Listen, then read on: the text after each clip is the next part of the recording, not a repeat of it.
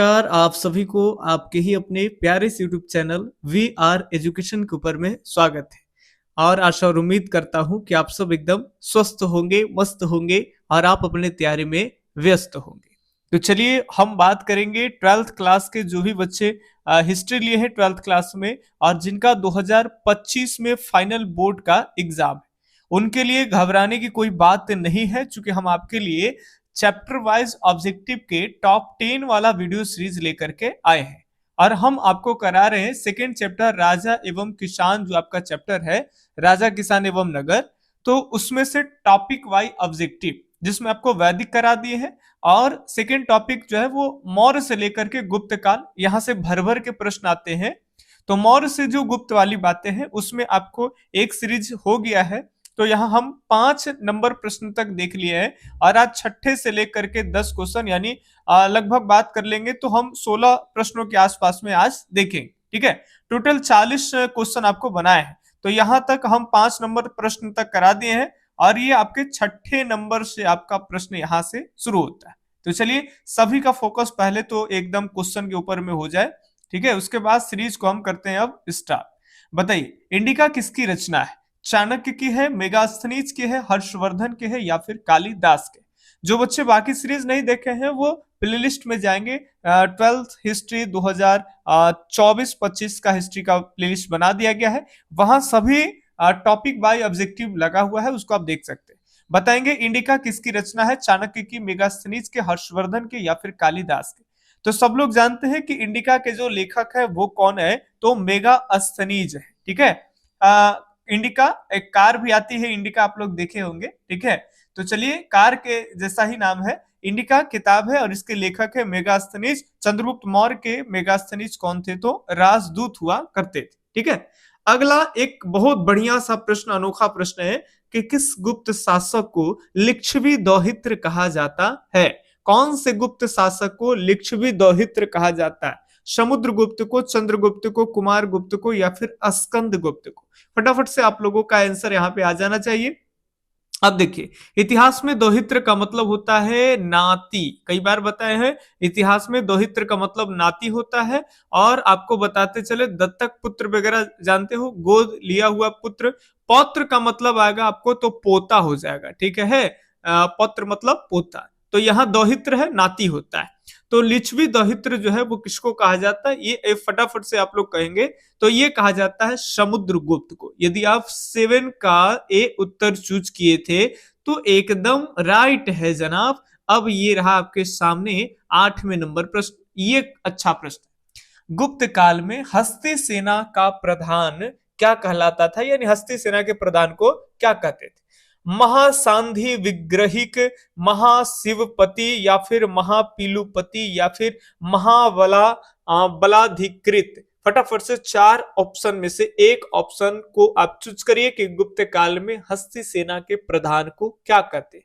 फटाफट से देखेंगे, एकदम करीब है, सीरीज जल्द ही खत्म कर लेंगे, केवल आप जुड़े रहिए, सभी क्वेश्चन लगाते चलिए। ठीक है, कहीं कौन क्वेश्चन आपके बोर्ड में छप जाए और यहाँ आप उसको छोड़ दिए हैं, ऐसा होने ही नहीं दीजिए। जो वीडियो ओपन करिए उसको पूरा देख लीजिए, यदि टाइम है तब भी वीडियो ओपन करिए, नहीं टाइम है मत वीडियो ओपन करिए। ठीक है, चलिए गुप्त काल में हस्ती सेना के प्रधान को क्या कहते हैं?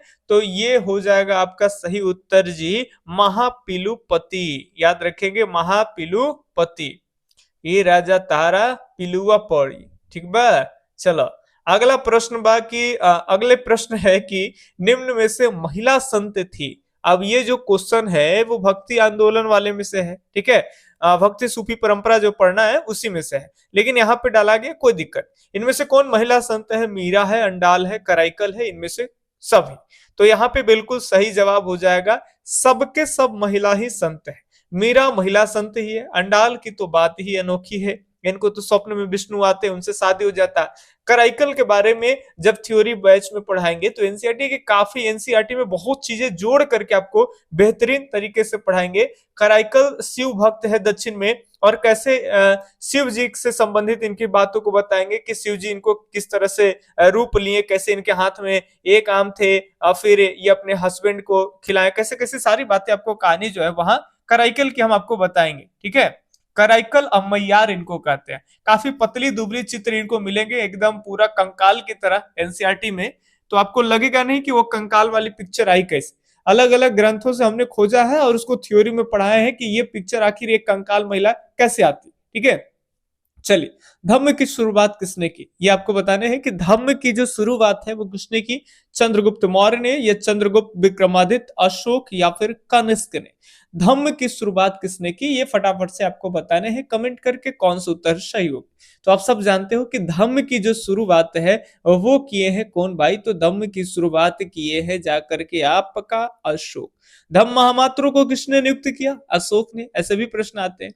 मौर्य वंश का संस्थापक कौन है, काफी हल्का है, बता दो भैया मेरे, मौर्य वंश का संस्थापक कौन है। चंद्रगुप्त, बिंदुसार, अशोक, या फिर कुणाल। तो मौर्य वंश का जो संस्थापक है वो है आपके चंद्रगुप्त मौर्य। ठीक है, मौर्य वंश के अंतिम शासक कौन है, अंतिम शासक का नाम है विहद्रथ, और अशोक के बाद जो राजा हुआ वो है कुणाल। तीन बातें जरूर आप याद रखेंगे, इन तीनों में से कोई एक प्रश्न आते हैं। अगला है चंद्रगुप्त मौर्य की मृत्यु हुई थी। एक बात और कहेंगे कि आप लोग वीडियो को जरूर लाइक कीजिए, ठीक है, एकदम नाइंसाफी मत किया करिए कि केवल वीडियो देख के चले जाना है। थोड़ा सा भी हम पे रहम खाइए और आप एकदम अंगूठा उठाइए और लाइक तरफ लगा दीजिए। बताइए, चंद्रगुप्त मौर्य की मृत्यु कहाँ हुई, पाटलिपुत्र में, तक्षशिला में, श्रवणबेलगोला में, या फिर उज्जैयानी में। उज्जैयानी में, ठीक है।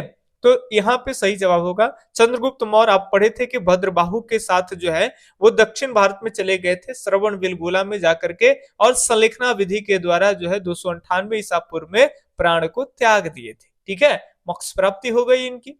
अगले प्रश्न है आपके 13 नंबर प्रश्न है जनाब, भारतीय इतिहास का कौन सा काल स्वर्ण काल के नाम से जाना जाता है। मौर्य काल, गुप्त काल, मुगल काल, अंग्रेजों का काल।